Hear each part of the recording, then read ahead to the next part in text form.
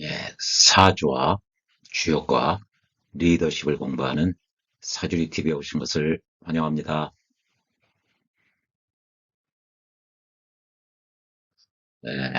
지난 영상에서 우리가 이 정관과 편관의 그 작용력을 구분하는 그 원리에 대해서 공부한 바가 있는데요.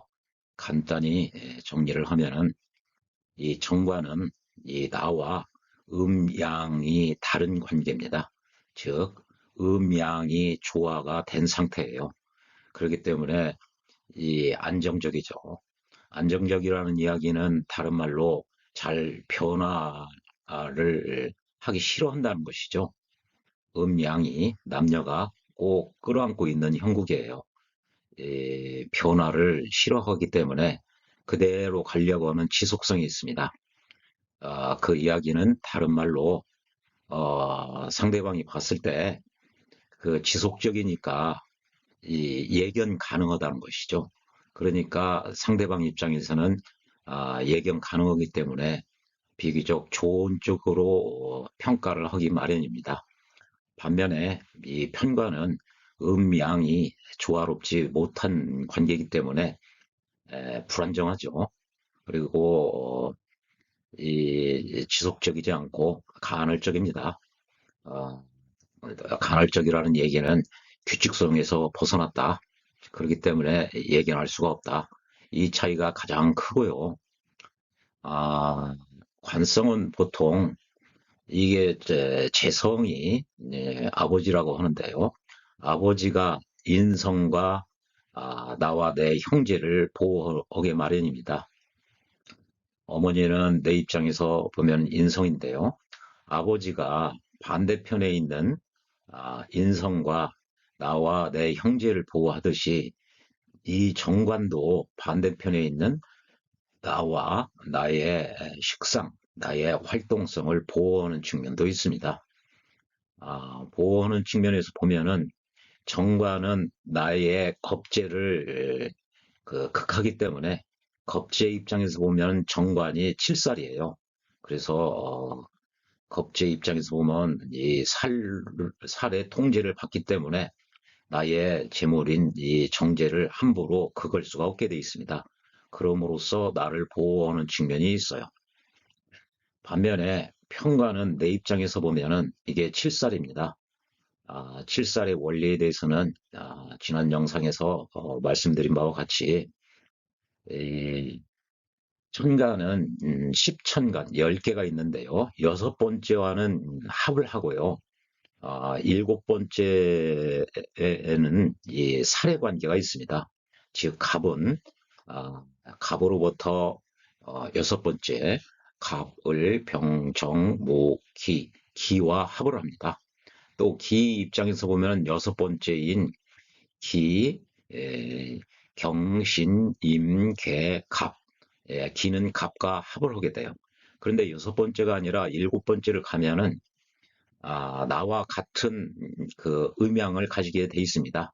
그래서 갑은 경을 만나면은 기 다음에 갑은 기와는 합을 하지만 한 칸 더 가서 경을 하면은 이 경금이 갑목을 극을 하는 거예요. 즉, 이 칠살의 관계는 음양이 같은 측면에서 극을 하게 돼 있습니다. 즉, 원 안에 있는 글자는 음양이 다 음으로 같죠. 원 밖에 있는 글자들은 음양이 모두 양으로 같습니다. 그래서 갑은 경금이 극을 하고요. 갑 입장에서 보면은 경금이 칠살입니다. 또 병 입장에서 보면은 임수가 칠살이에요. 무 입장에서 보면은 갑목이 칠살이에요. 이런 식으로 이 칠살은 극을 하는데 내가 예견할 수 없게 언제 내 입장에서 보면은 칠살이 언제 나를 공격해 올지 예견할 수가 없어요. 예견할 수가 없으니까 준비할 수도 없는 것이죠. 그리고 나를 공격할 때 나의 가장 취약한 부분을 얼마만큼 언제 공격해 올지 나로서는 예견할 수가 없기 때문에 준비할 수도 없습니다.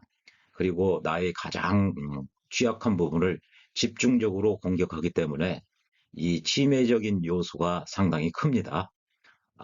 보호적과 침해적은 이 상대적이죠. 정가는 비교적 나를 보호하는 측면이 큰 반면에 편가는 나를 침해하는 측면이 크다.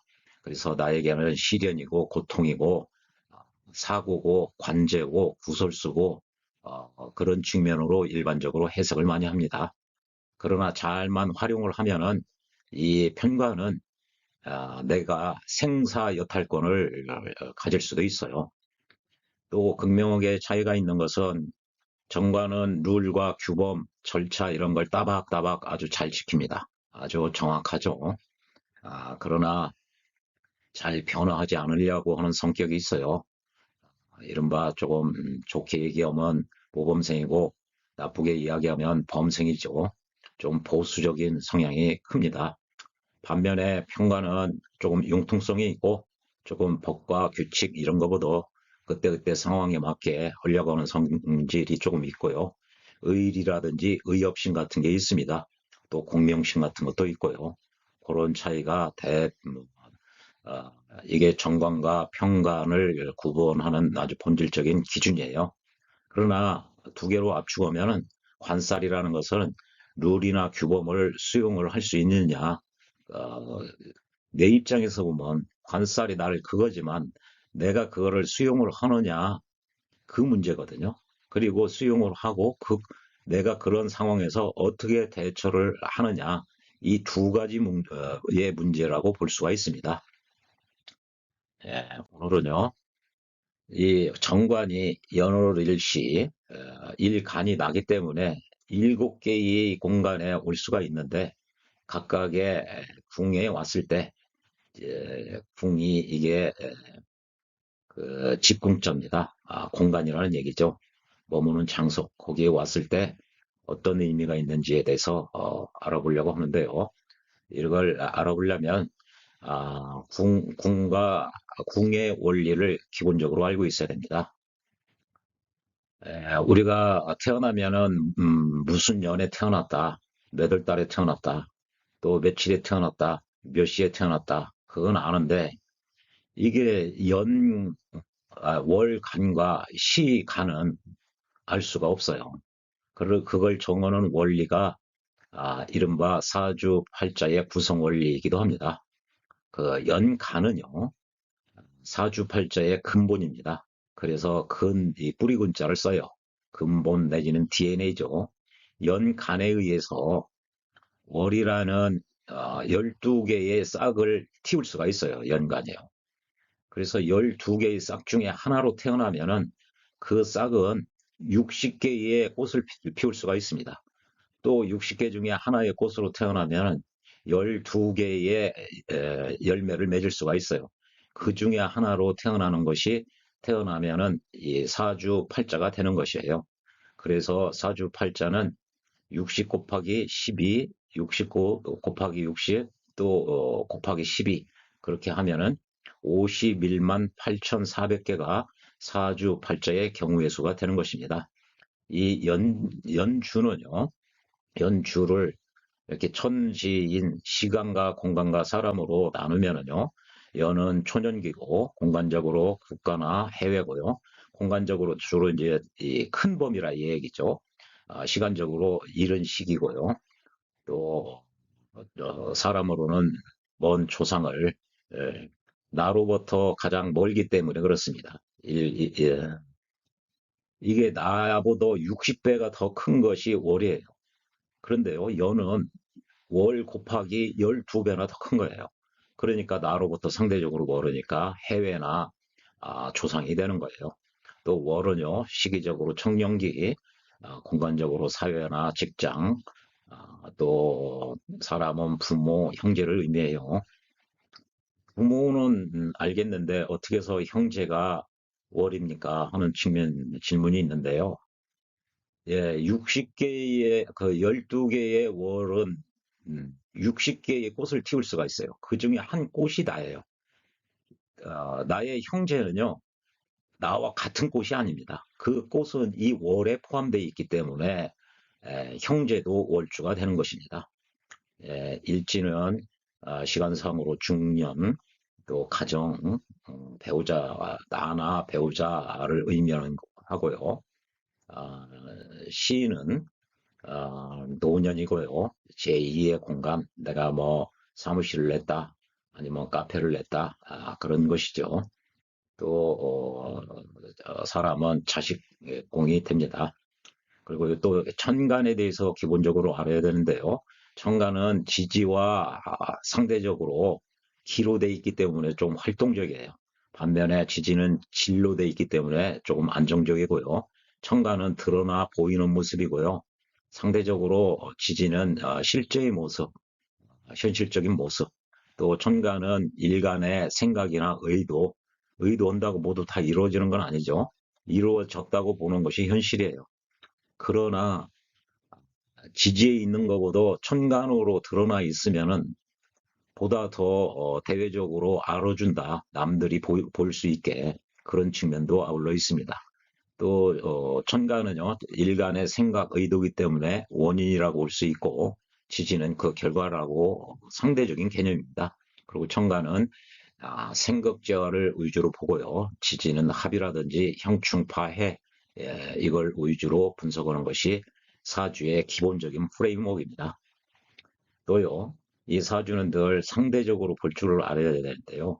8글자와 대운 중에 나의 영역을 가장 좁게 보면은 일간만이 나고요.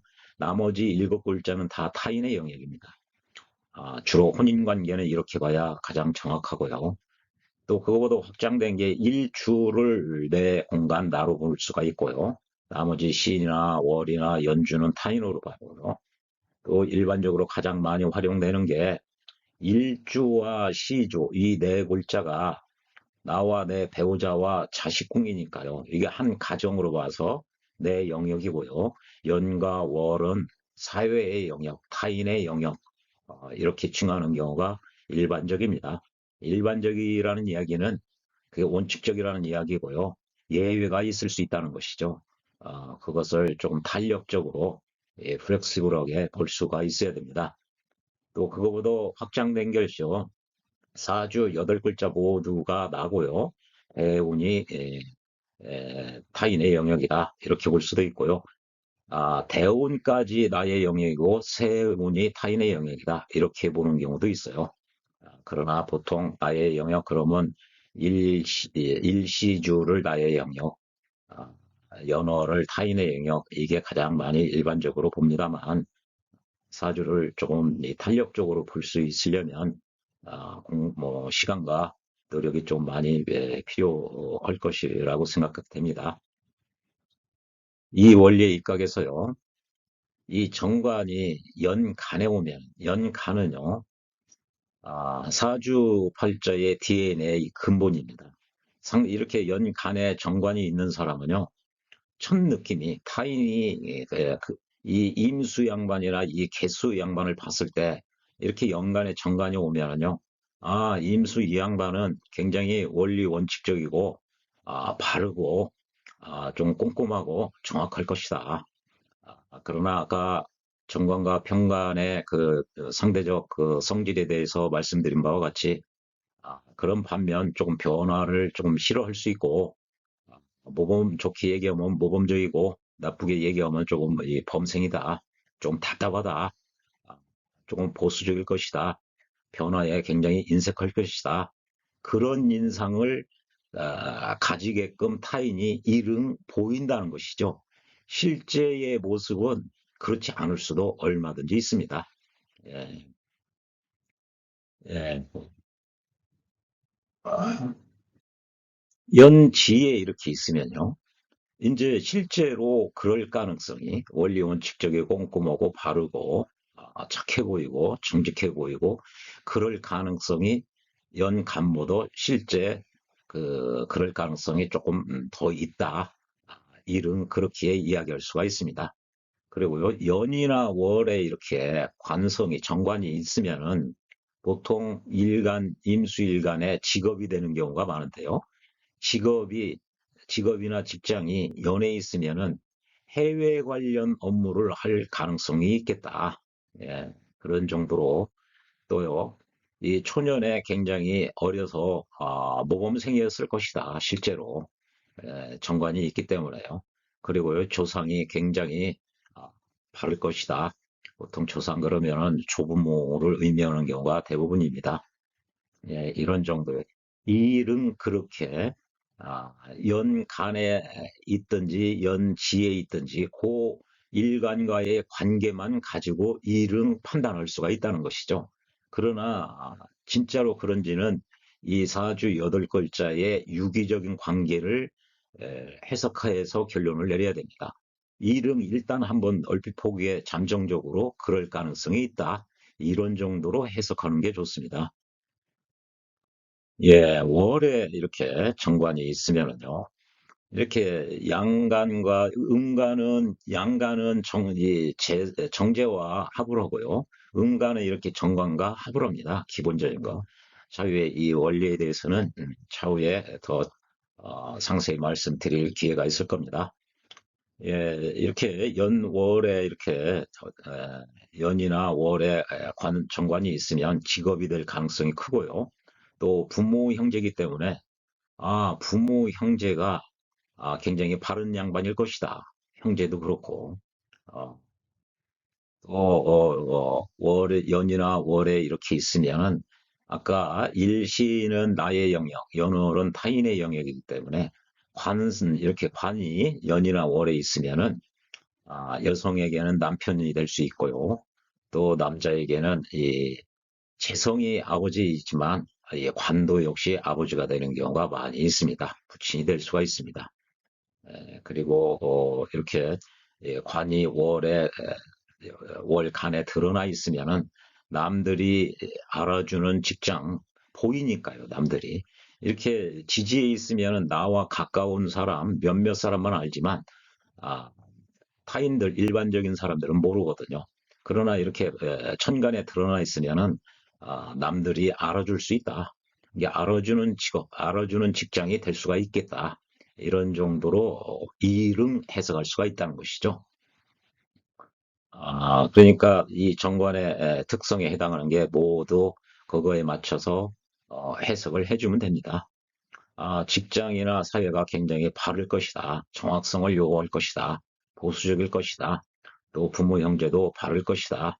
나를 보호해주는 측면이 있을 것이다. 또 나를 침해하는 것보다 나를 보호해주고 나를 바른 길로 인도해주는 그런 부모나 형제가 또는 사회나 직장이 그럴 일은 그렇게 그럴 가능성이 있어 보인다. 이런 정도로 해석하면 됩니다. 예, 월지에 이렇게 있으면요. 월주는 부모, 형제 공이자 사회와 직장을 의미하는 공간입니다. 그거는 월간에서 설명했던 거와 모두 동일하고요. 월지는 특히 격을 결정하는 데입니다. 그래서 자평진전에 사주팔자 전구원령, 사주팔자 용신 전구원령 그런 표현이 있어요. 팔자의 용신은 전적으로 월령에서 즉 월지에서 구해야만 된다.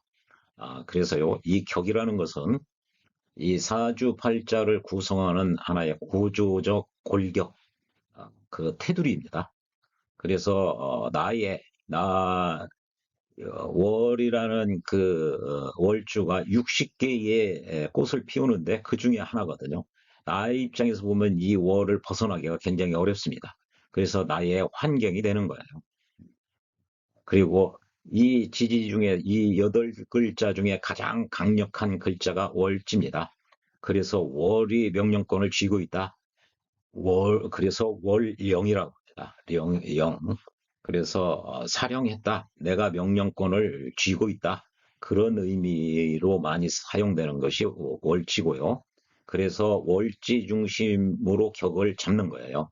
그거를 격국용신이라고 하죠. 그 격국용신, 걸록격이라든지 비견격이라고 하죠. 나중에 월곡격이나 양인격 그런 경우에는 이게 용신과 격이 다릅니다. 그건 차후에 설명을 해주고요. 하도록 하고요.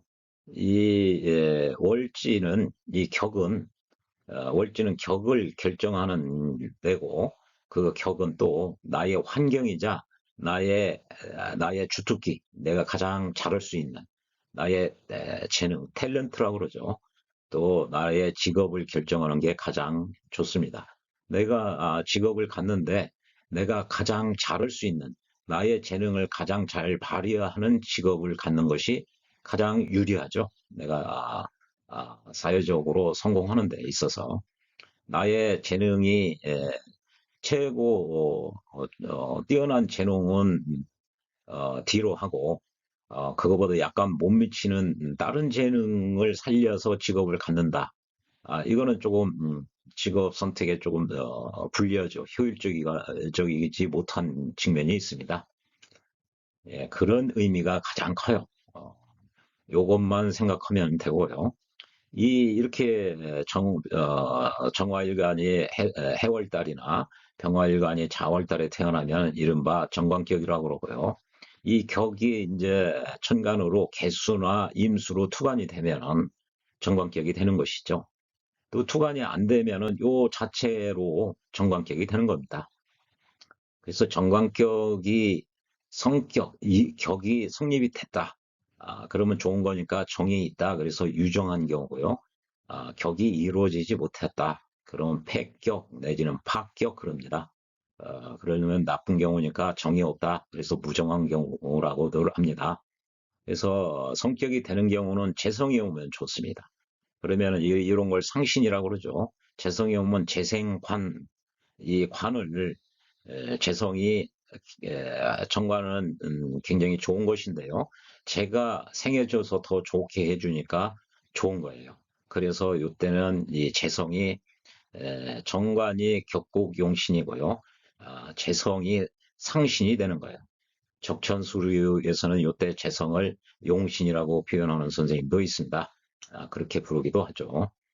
또 정관이 오면은 또 좋은 게요. 이 인성이 오면은 관인상생이 돼서 좋습니다. 예. 그래서 이걸 정관 폐인격 내지는 정관 그 관인상생 이렇게 부르기도 하죠.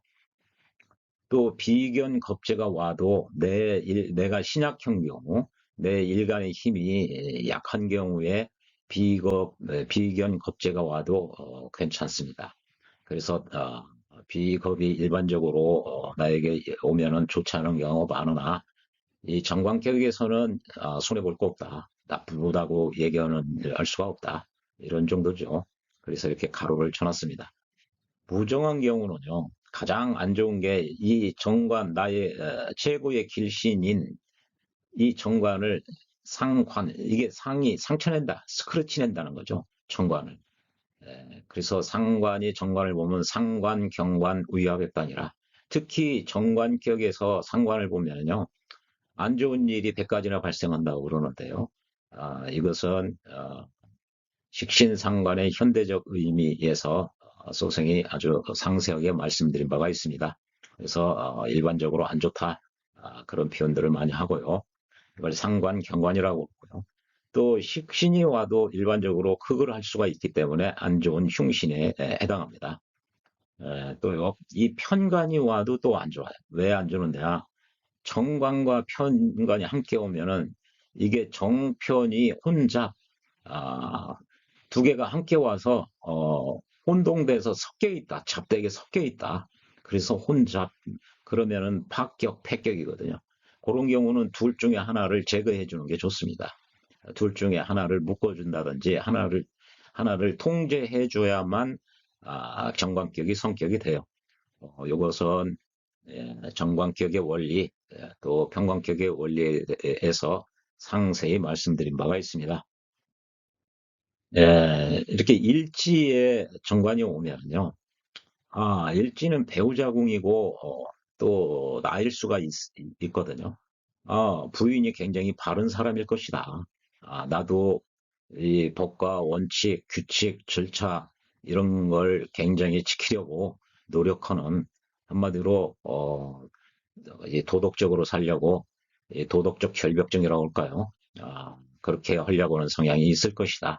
이런 그렇게 표현할 수가 있습니다. 그리고요, 여성 사주에서는 일지의 정관이 오면요, 배우자 성이 배우자 궁에 제대로 온 거예요. 그래서 굉장히 남편복이 있다. 이렇게 이야기할 수가 있죠. 그러나요, 다른 글자와 합을 한다든지 충을 한다든지 그런 경우에는 아, 내 남편이 이게 경금이 여성이라면 오화가 남편이거든요.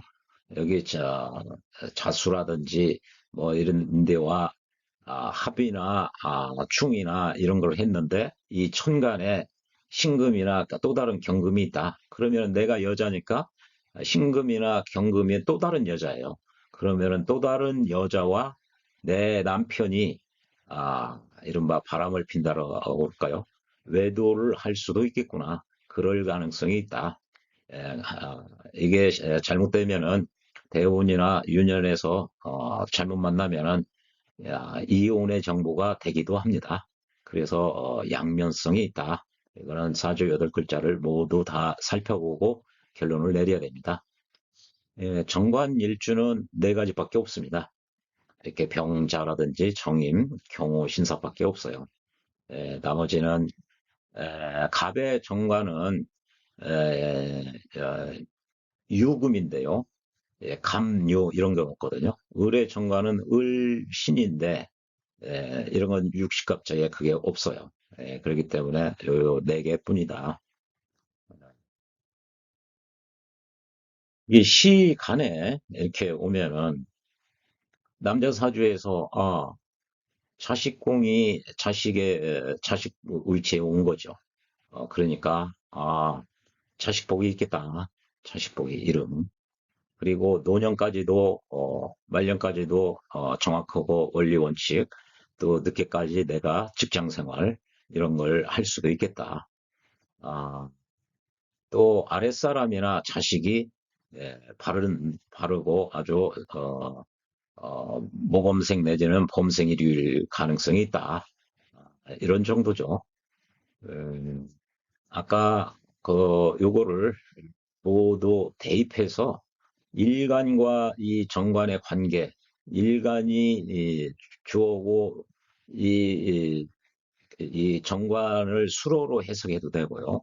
요것을 주어로 하고 이거를 수로로 해석을 해도 됩니다. 이게 크로스해서 얼마든지 아까 정관의 성격, 평관의 성격에 맞게 해석해 주면 되는 것입니다.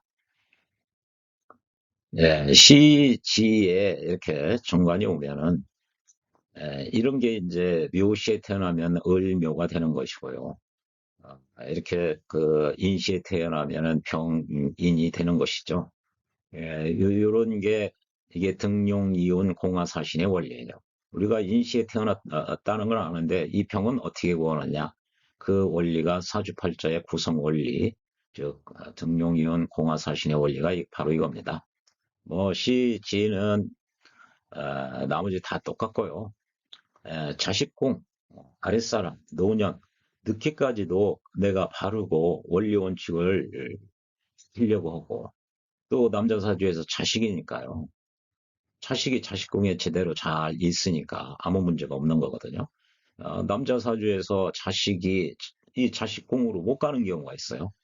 또 이렇게 가려고 하다 보니까 형이라든지 파가 걸린다 있든지 그러면은 자식이 온전치 못한 이 자식으로 인한 이 경제적, 정신적 비용을 치료해야 되는 그런 경우가 왕왕 있습니다. 그러나 이렇게 있으면은 대부분 문제가 없죠. 그래서 자식 복에 있다고 이런 이야기를 하는 것입니다. 나머지 뭐 모두 똑같습니다. 이건 일간과 월간이나 월지 일은 그거와의 관계에 대해서만 추정을 하는 거예요. 그러나 최종적인 것은 나머지 모두와 대응까지를 감안해서 판단을 해야 됩니다. 그러나 이렇게 기본적인 것을 알아야 나중에 복잡한 것도 모자이크처럼 이 세부적인 것을 알아야 전체를 유기적으로 해석할 수 있는 안목이 생기기 마련입니다. 그래서 원리는 그동안 이걸 많이 했으니까요. 여러분들도 본인의 사주를 가지고 어, 계속 생각을 해보시면 내가 왜 어려서 그랬고 또 대운이 오면은 어떻게 되고 이걸 곰곰이 생각해 나가는 것이 그것이 바로 공부입니다. 예, 시청해 주셔서 고맙습니다.